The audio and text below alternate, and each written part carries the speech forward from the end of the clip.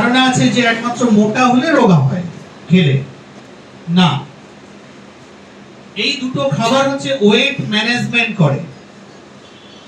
Wait ম্যানেজমেন্টটা কি না, আপনার শরীরে যদি অতিরিক্ত চর্বি বা ওজন হয়ে যায় সেটাকে কমিয়ে আনা, আবার যার শরীরে ওজন অনুপাতে কম আছে আবার সেটাকে গেইন করা বা বাড়িয়ে দেওয়া।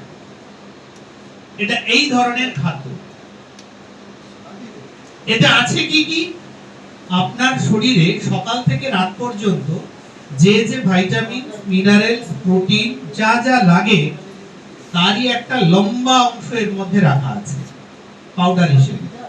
আপনি একে মিল হিসাবে গ্রহণ করতে পারেন। আমাদের নিত্যদিনের সকালের খাবার কি? চা মুড়ি, পাউরুটির ঘুগনি, নাহলে পাউরুটি চা, চানাচুর মুড়ি বা মশলা মুড়ি, এগুলো হচ্ছে আমাদের পরিবারের খাবার।